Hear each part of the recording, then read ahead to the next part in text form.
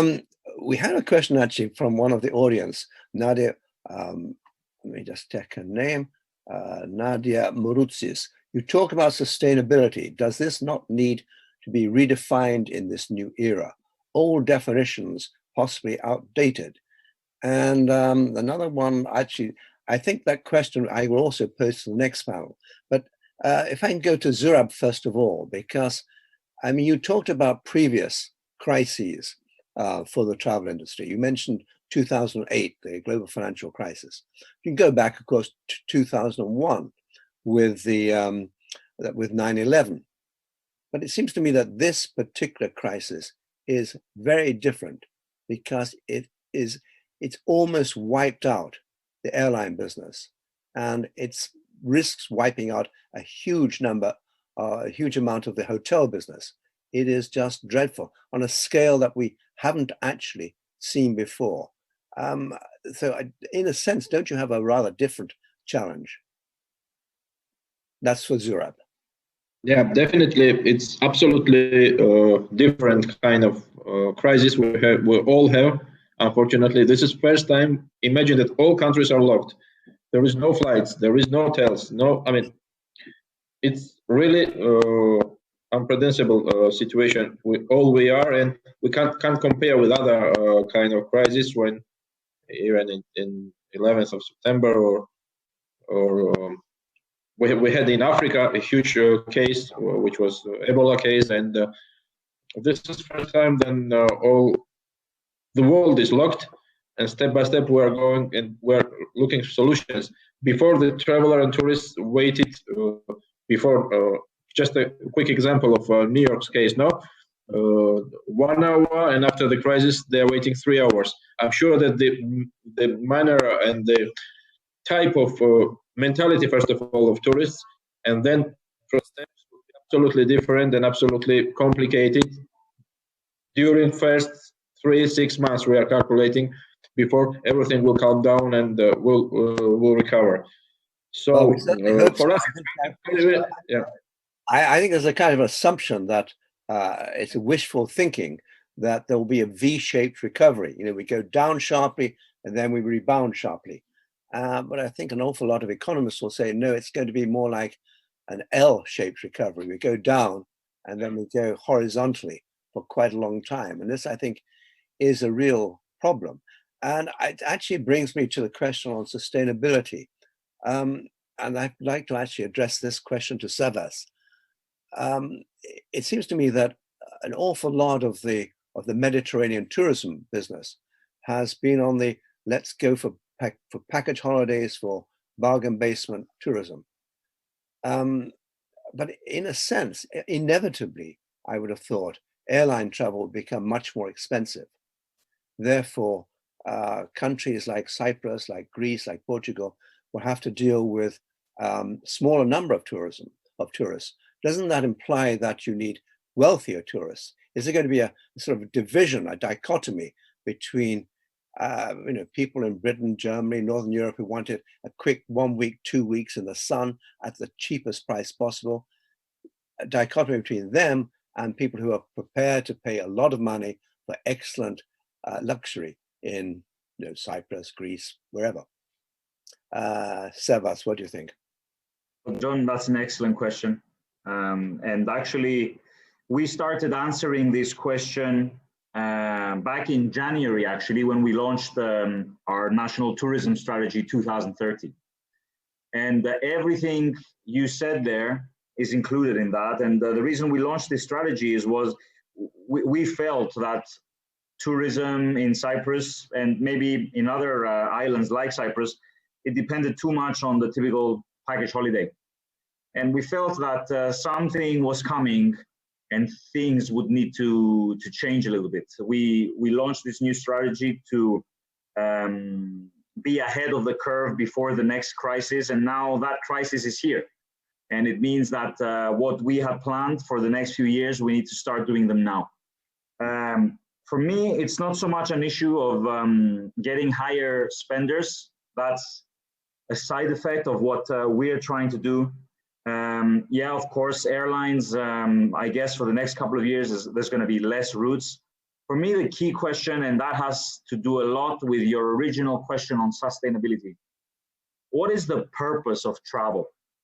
When I say purpose of travel, I don't mean beach holiday, leisure holiday, business travel, etc. I mean, ultimately, and that's what sustainability means for us. And we really need to go deep and understand what the needs of people are. And the needs of people are not just to lie on a beach, get some sun, and eat some nice food. People, they want rejuvenation of the spirit, as I mentioned before, the mind, the body. They need connection. They need fresh air because maybe they come from a heavily polluted city or a densely populated city. So we need to really go deep into the soul of people and understand exactly what they need. And we will find, I believe, that what everybody or what many people need right now is a slower form of tourism. A slower form of tourism because life is just so fast. We're on these phones all the time, from morning until the night. We're running after the kids are at home. Results-based projects at work. Life is about results. That's how we live right now. We live about these results. But actually, when it comes to holidaying and traveling, it should be about more than that. And I do believe that as a country, we are certainly going to be focused on slower tourism. And that's where we are going to try and elevate the essence of the word sustainability. It's not enough for me anymore to say sustainability, yeah, it's about the people, it's about the environment, it's about the economics. It's about going a step higher and looking really in depth at what this slow movement means. Excellent answer. Thank you very much, Saras. I was asked, unfortunately, Zurab, I know, has had to leave, but just a quick question.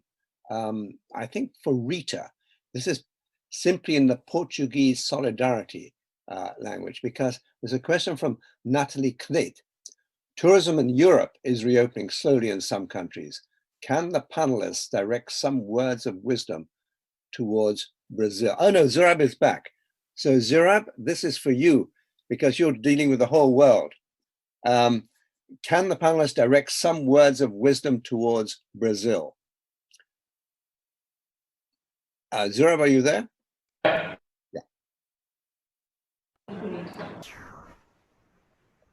No, he's disappeared into the ether.